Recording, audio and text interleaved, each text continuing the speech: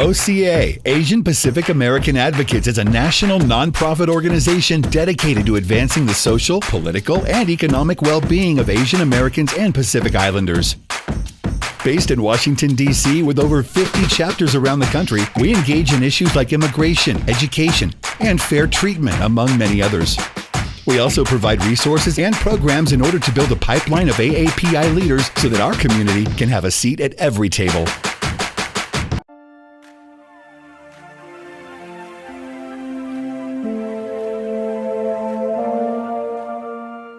Hey y'all, it's Keisha. OAC Greater Houston and I are going to be collaborating on this year's Lunar New Year. We're talking tarot, covering karma, and all things spiritual. If you want to book a session, check out our Eventbrite page from February 12th to February 27th. I'll see you there.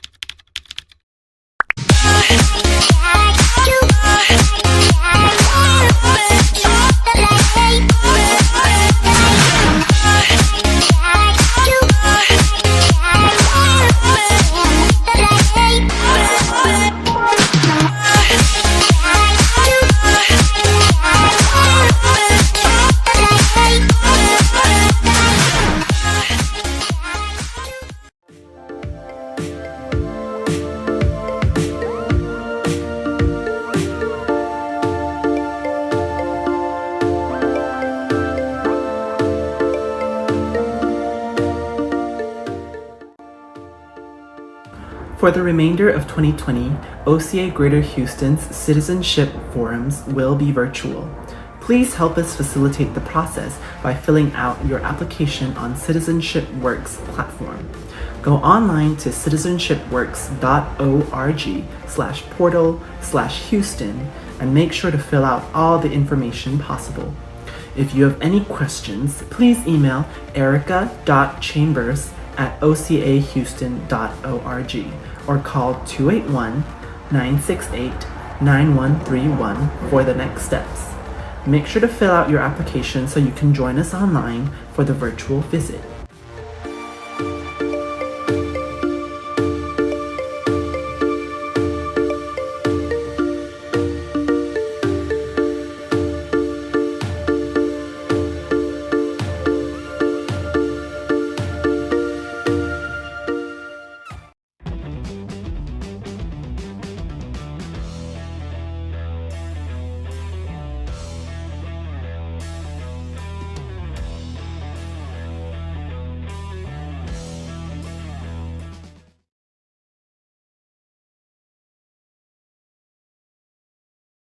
Hi everyone, my name is Coleen and I am the moderator for this conversation. This virtual event is brought to you by Happy Fest in OCA Greater Houston as part of the Lunar New Year celebration. And today's panel discussion is going to be about the short film No Crying at the Dinner Table, directed by Nguyen. Help me introduce our panelists. First up, Dr. Peta. Hi, everybody. I'm Dr. Peta Chen Ledbetter. My background is I actually started as a registered nurse.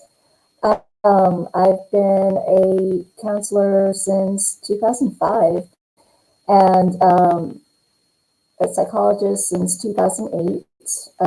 My background personally is I'm Chinese Jamaican, and all these years of counseling, I've seen many different grief reactions. I happen to teach the grief and bereavement class at U of H as an adjunct professor. And I just have to say right off the bat, this film was very, very touching. Next up is Iris. Hi, my name is Iris Chang. I'm a licensed marriage family therapist. I originally came from Taiwan, and I've been here in America for 30 years. During my private practice, I have the opportunity to work with many Asian and Asian American families that need professional help to help them work through emotional availability and to be how to love each other in emotional level and connect with each other. And I personally went through those struggles on my own. So when I have this opportunity to watch this film that Carol made, it was very touching and really hit home. And I'm glad there are more producers out there can use this format of media to help our populations to express and feel and connect. Next up, fellow social work student, Jack. Hi, everyone. My name is Jack Lam. I use they, them, theirs, or he, him, his pronouns. I'm originally from Malaysia. I'm Malaysian Chinese, and I'm currently a social work graduate student, second year on the clinical track. And I'm an intern at the Department of Psychiatry at Texas Children's Hospital. So before starting the program, I was a volunteer and then worked at the Suicide Prevention Center in California, training volunteers to take calls on the National Suicide Prevention Lifeline as well as the Disaster Distress Helpline.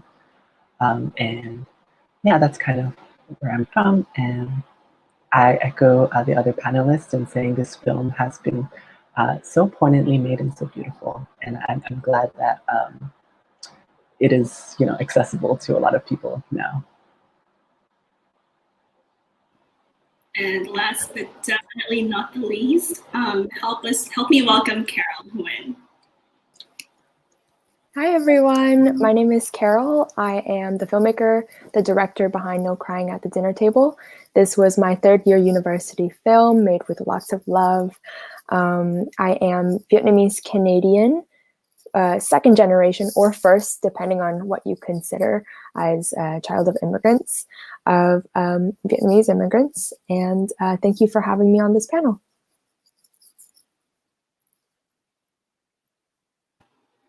Awesome. Hi, guys. So I think just to start off this discussion, I wanted to hear everyone's first impression of the film. Like, how did it make you feel? I know it definitely made me feel seen and heard, because I think it's a story not a lot of people tell, especially in media. So I would love to hear you guys' opinions. Well, I'll go first. I guess we'll go in order of introductions. I found this to be a very, very common kind of broadly Asian experience. In my experience in counseling many different Asian populations, and there's more than one, it hit a really common thread. It really did. There's this stoicism that runs throughout all Asian populations of that being strong and putting on that brave face. So that was, and it hit home because we've all lost a loved one. Yes, I think the most powerful scenes for me is the ones where they were all together but appeared very distant. I think those were powerful scenes a lot of people can relate to, because I feel like grief and loss definitely distances people from one another. Iris, Jack, what did you guys think? I would echo Dr. Peta's kind of observation of stoicism in the Asian populations, because I definitely have heard that message a lot as well from friends and from patients, in the sense that they usually tell their children, be strong in the face of a loss, right? And that you want to still carry on your responsibilities, and the best thing to do is to kind of maintain a semblance of normality in the family. And I remember just watching the film. This is the second time I've watched it for this panel, because the first time I watched it, I was bawling as well.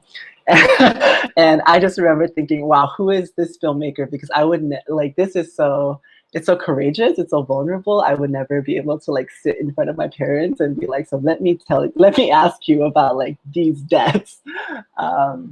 And I think it strikes a chord in how important it is to have these conversations, because one thing that really struck me was the different deaths and different timelines, right? It doesn't seem like these are very recent when they were being talked about, and how, you know, being strong doesn't necessarily kind of take away those feelings, that strong feelings that we saw each of your family members experience, Carol. Very powerful film, you know, like how Dr. Peta and Jack say, and what I shared earlier, like, you know, just a few seconds in, I'm like, bah, and I have to go into the shower so my daughter don't hear me crying, and I cried for probably like 15 minutes in the shower, you know. So it's not like just a minute of cry, right? It's really like it touch and it reach how the core of it, you know. And it's not just because I work clinically with so many family went through this, you know. It's, I personally, you know, can relate, and how repressed our culture is, how repressed our emotion level is, and how we were taught again and again emotional it's weakness, or we shouldn't, there are other goals we need to set our eyes on. We need to keep pushing our emotion out so we can continue to be successful. And you know, there's so many of that, and almost see emotions and it's an enemy, you know. And so there's so many layer and stage of that, and you know, but we cannot deny we are human, and we should and entitled to feel, and how emotion should bring us closer when we can be vulnerable and still be close, and not to love.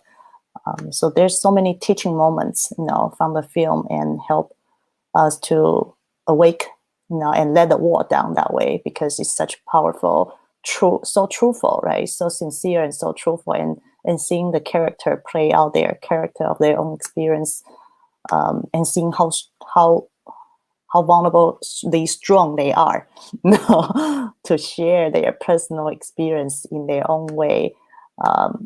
Each one of their character is just, you know, you feel like, wow, if they can truly embrace their emotion, we should, you know. No, yeah, like the vulnerability in the film was so powerful.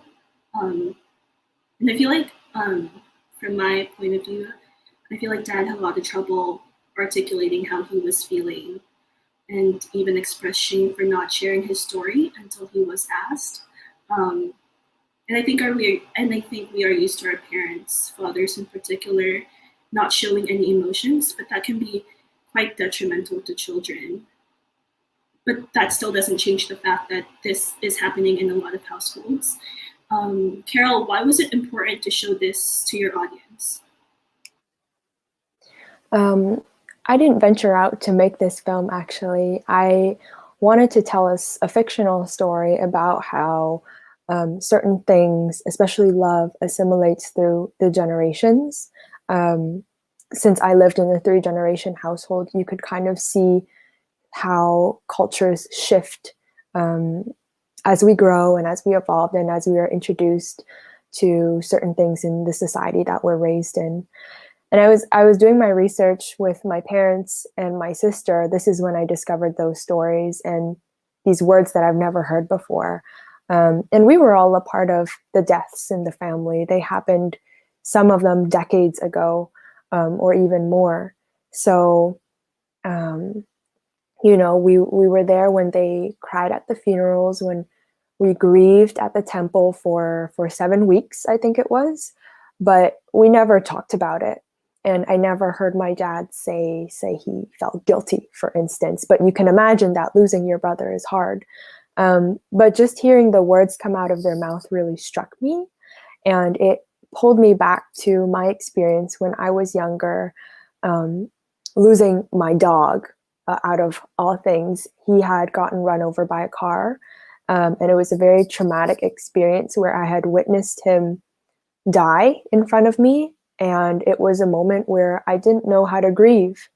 As a child of Vietnamese immigrants who had witnessed war and death and bloody violence in front of them, it was also a moment where I felt very guilty and that my pain was not justified compared to theirs. So through that, I learned how to grieve very silently and cry silently as well. And hearing them explain their stories made me feel like I wasn't the only one, and that my story itself wasn't one of its own, but they had gone through a similar experience with each of their loss as well.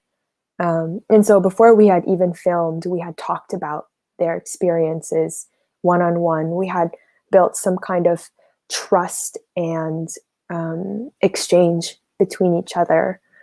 And I think that the film was able to really, I guess, we were able to fully be vulnerable ourselves because we had gone through that grieving process alone already, and found our own ways to grieve, even if that meant through the not oppressive, but very private grieving path that many Asian cultures say you should grieve. So that was the origins of the film. For Peta and Iris talking about grieving among Asian American. Yes, please. Sure. So, it's interesting. I am third generation Jamaican, but my heritage is Chinese, and my Chinese family immigrated to Jamaica first.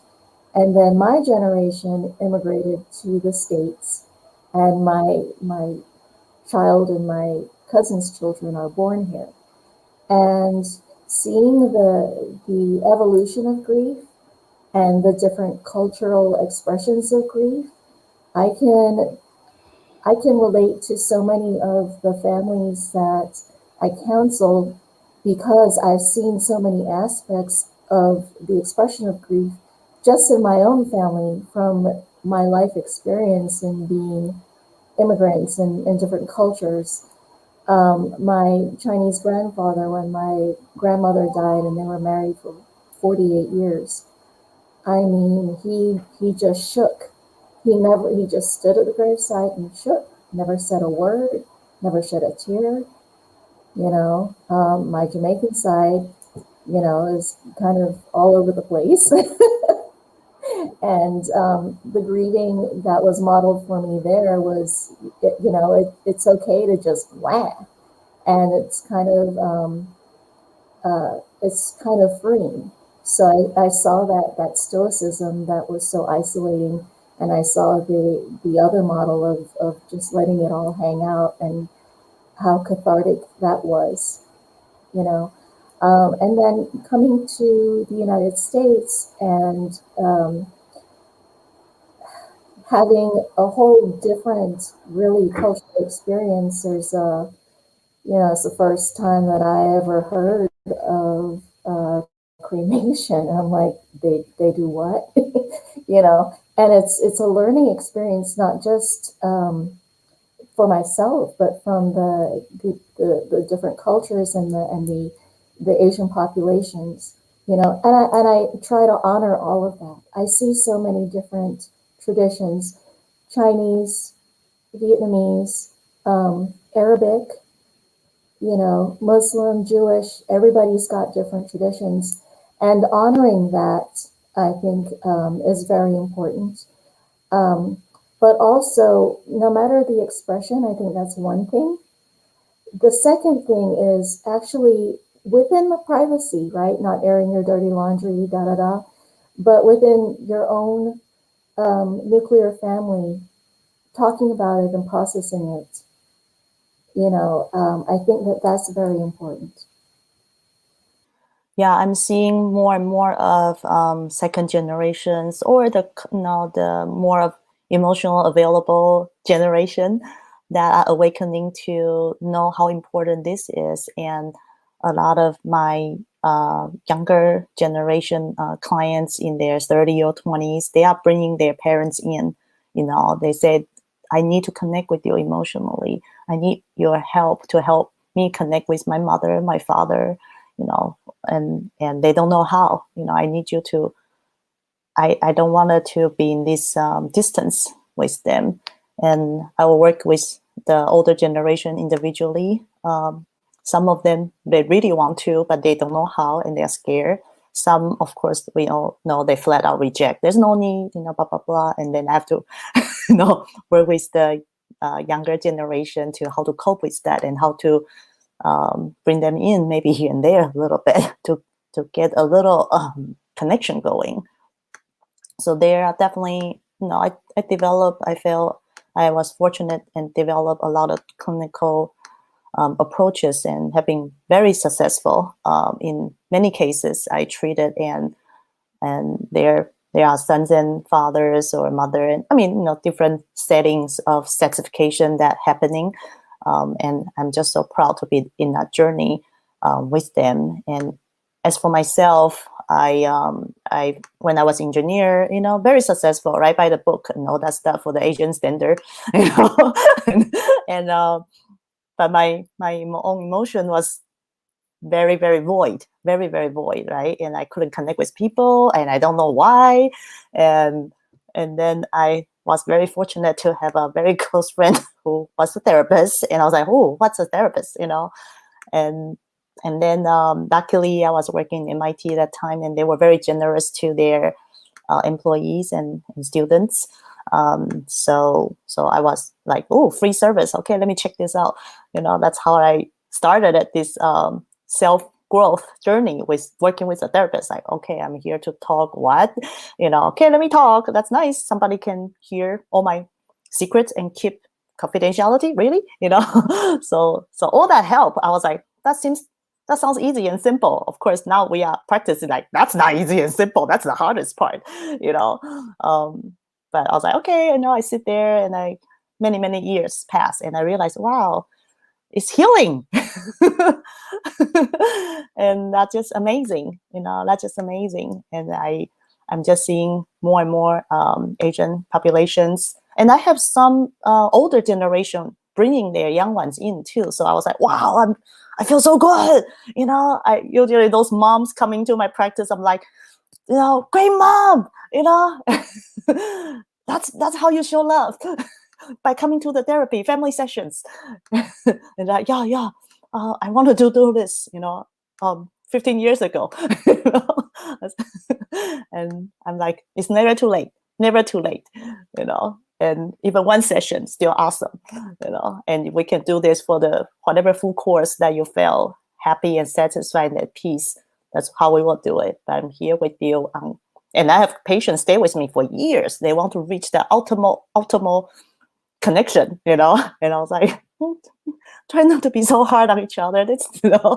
But as long as you want to stay with me, I'll get you there. I'll talk on really quickly because I think I love what Iris just said is, and I think one of the things that this film specifically does so beautifully is does highlight the kind of like courage that the younger generation, as we're doing the work of destigmatizing mental health, to be able to bring families into therapy. Because I think I mean, from my background in Malaysia, I know that mental health is still heavily stigmatized, right? Like when therapy is brought up, they're like, oh, what's wrong?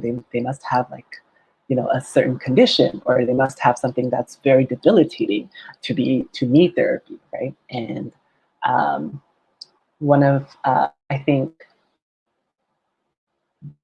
especially with my family specifically, I think when I first started, talking about my mental health and advocating for mental health and all of the services that are available, I remember they always said like not to talk about it and not to do these things because it's all about like faiths, right? Like we say 面子, and they don't like that. They think that certain things are better kept in private. They think certain things, if this is a family matter, that should stay in the family, and we shouldn't tell outside people about it. And I think that's why I really appreciate this film, because I think it does show how powerful it can be when these kinds of conversations are had, when these kinds of thoughts are laid out, right? Because I think even as I was thinking and as I was watching, right? Like, for example, the scene when you were interviewing your father and he was talking about his guilt about the brother's suicide. like I think we all had wheels turning in our head where it was like, there's nothing you could have done, like there, you tried your best, you really wanted to, and I think that really helps us like destigmatize and also process the kind of different feelings that grief can bring up. Yes, going to therapy and like improving communication really between family members, I feel like was one of a couple of the things that I kind of took away from the film.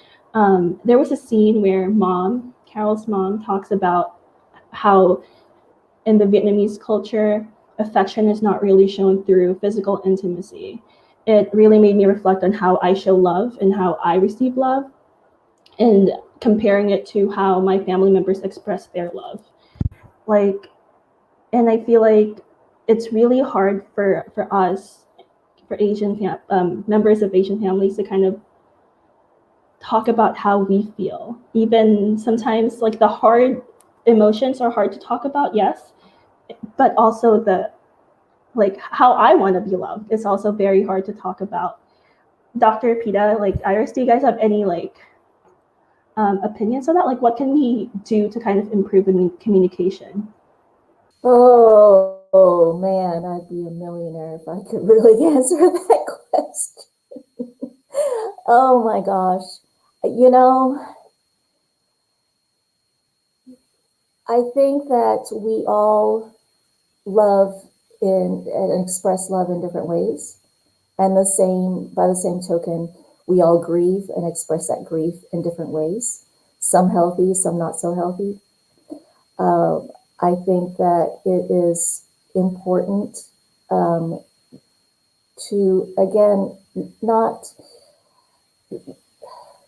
honoring that privacy that Asian populations tend to hold dear, honoring that, but still educating that this is something that still needs to be talked about, even if it's within your own family. What did you love about them? What do you miss about them? It's okay to talk about that and express love about the person that you lost. With or without a professional, I think that is the message, is to, if you're not grieving, you didn't love them. It's kind of, two sides of the same coin. And so just to encourage that talking and that processing, even within the same family, shows how much you love them and you miss them. So clinically, experience-wise, love and grief are very common, important topic of our life, and a lot of us Asian Americans, Asians, struggle with this, and then we cope with all other stuff, right? Work mostly. We just work and we don't think and we don't feel and we work some more. So we look pretty good, okay, right? Outwardly, we have all the material things, we have all the reputation, all the credentials and educations, and some of us may even have great friends, to back us up that we are good, we are in good place. But and in clinically, we know sometimes we come back home and then we have a hard time connecting even with ourselves and with our spouse, and then even for me personally speaking, I come to a place I can't even. I live in, last week I was like in this guilty stage because I couldn't pick up the phone to call my mother for Happy Lunar New Year. I was like, oh, I cannot do it. I'm so guilty, but I cannot do it. And we all know how important that is, just to call your mom on Lunar New Year, like you cannot do it, like, and I have to talk to some of my peers, like, how am I going to do it? And, my lovely peers is like, Iris, just do it. Just do it, and you will not live with that guilt anymore. I was like, but it's so painful. And so, so I'm actually feeling very good about the power outage, right? So I'm like, I'm a perfect excuse. Like I can collect my own emotions and be ready for, the scary moment of connecting mom, dad, who, of whatever issue we have, right? And luckily, I feel I'm in this field the mental health field. So I'm healed from most of it and know what to do. And the most lucky part about myself is I have two beautiful daughters who are emotionally very healthy because, although they are part of myself, still wounded and damaged and broken, but I make sure my two daughters are well adjusted and well rounded, emotionally healthy that way. And and I lick my own wounds when I needed to, but I make sure I'm there for them. So luckily, my two daughters are very emotionally healthy and available, and they can talk to grandma,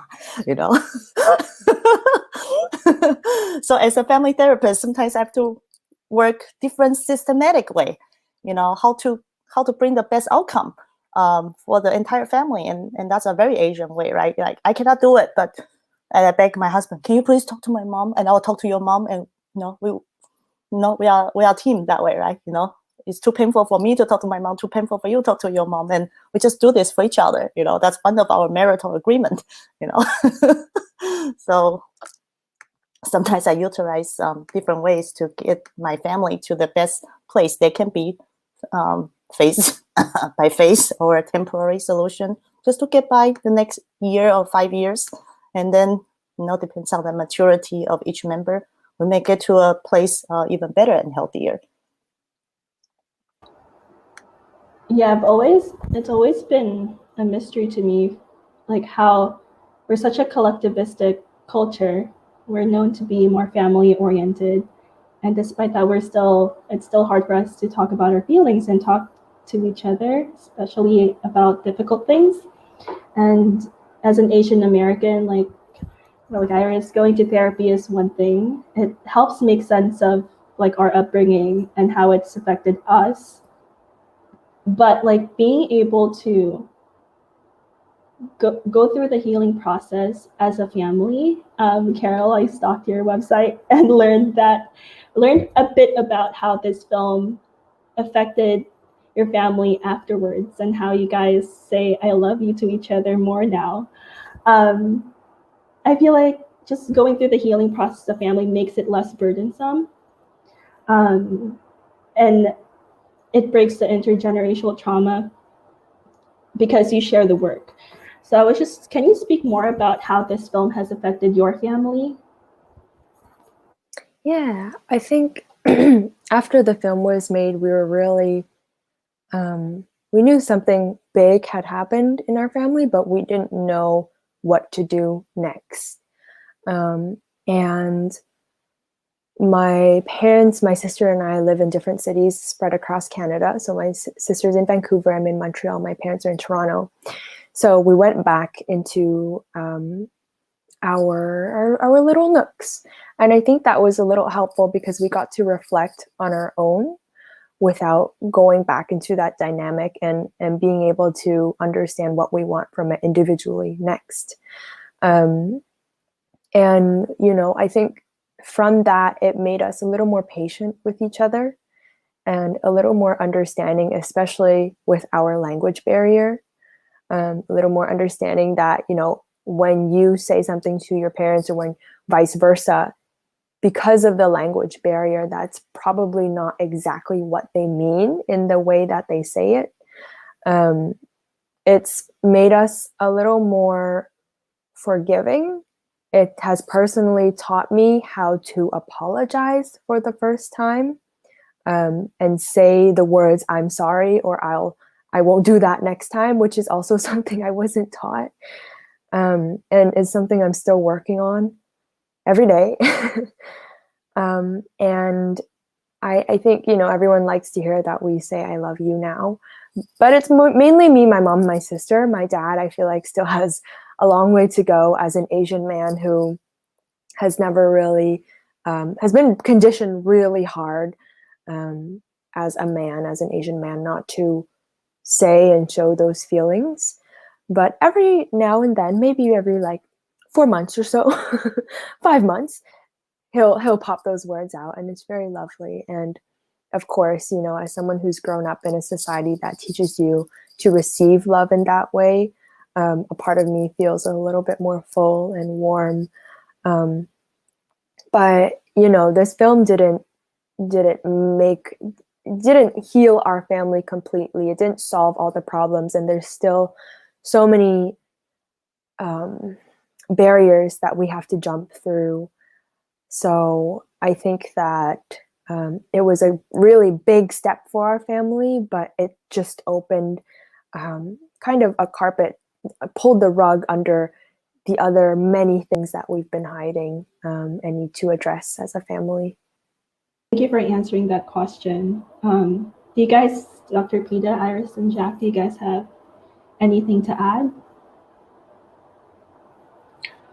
I'll add that I think I resonated a lot with what Carol just said too, and what Dr. Peta and Iris has said. In my family, I know that ever since I've started being in the mental health field, I try to articulate the kind of like care and love that I want to receive from my family.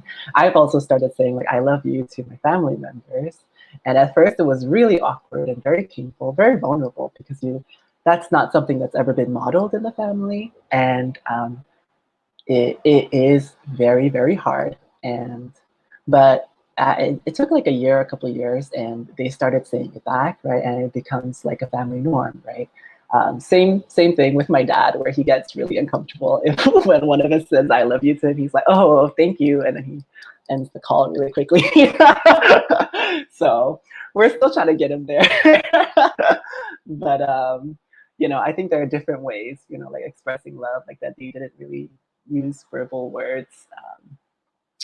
And I think what's powerful about that, and what I've, kind of like gathering from this conversation, is that we kind of have that choice, or we kind of have that power, to make the changes that we want to see in our family systems. And to kind of like, it's really hard, it's very vulnerable, but if you articulate, and if you're able to articulate, if you're able to get some kind of support for yourself to, kind of envision the changes that you want to see, then there is a way forward.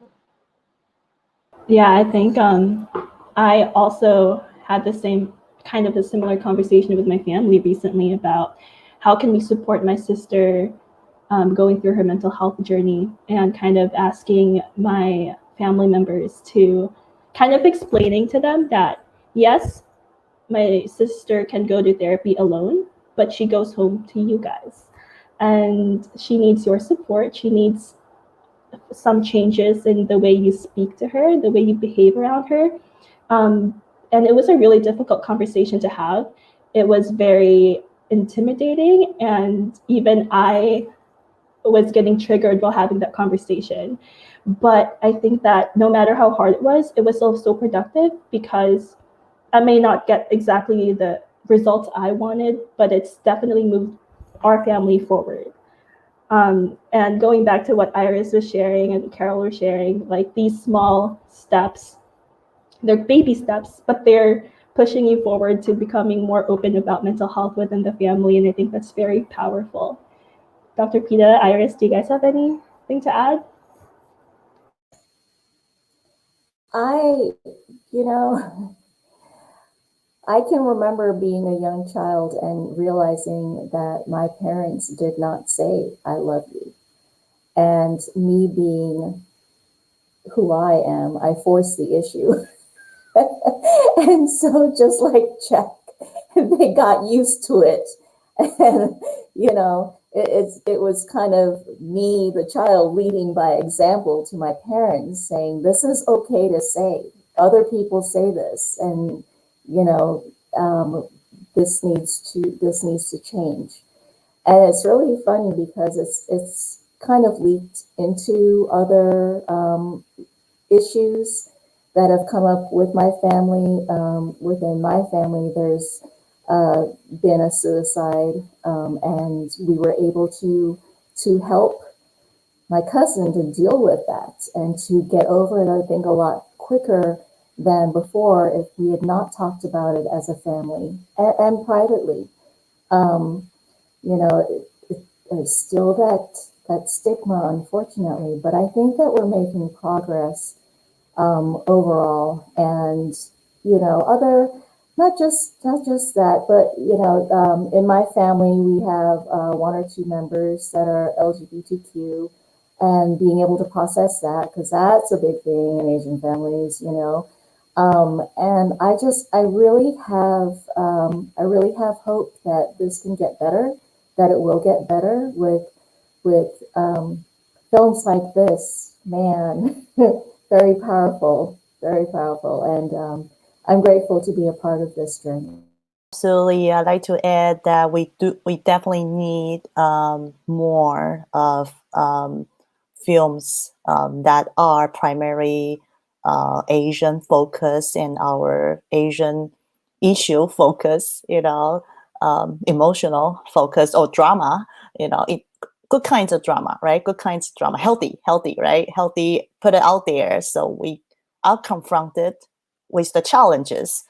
And I would say, the brave one, like Carol, that when we put it out there, it's awakening and it's a joint force. You will be talked about, you will be discussed, you will be shared. With the power of social media out there, that it can be a movement. It can be a movement that we no longer need to be silent about our needs and wants and desire of emotional availability, and we can teach our young generation that there are many reasons how we become who we are and how our parents become who they were, but every generation will pass down something a little more, and we do our best, while we can, and working with the professionals, because working sometimes the coping of just work, right? Work. I'm busy working. I work with clinical case all the time. It's their number one self-defense and self-justification. Like, I provide long list of 150 items, most your tuition, so, shut up. Don't talk to me about your emotional needs. I don't need to say I love you because I gave you $100,000, or whatever, right? And or number two, right? I never got that from my parents. What do you think I can give that to you? So we heard that again in clinical setting, and so it is a very, very Asian thing, and I think we need to use different ways to put it out there. Humor, drama, thrills, and we can laugh about it. We can connect with each other with it, and we can share. We can, we can all, be able to collectively continue working through these moments, and be able to love one another and support one another through this journey all together. Yes, I'm hearing from each one of you guys how this film has encouraged you to reflect on how the Asian American experience is like, our home life, our culture, and our family dynamics. I think that speaks to how powerful the film was. So thank you so much, Carol, for making it. You've touched so many of us. Thank you, guys. Do you have any last words before we wrap this up? I just want to thank you guys for having me on this panel and for inviting Dr. Peta, Iris, and Jack. It's the first time that I've discussed my film with professionals, so it's also validating for me to hear that it's a universal subject and it's something that isn't only my sole case. So thank you. Thank you so much. Dr. Peta, Iris, and Jack, thank you guys for joining us. We appreciate the time and effort you put into this. Thank you guys.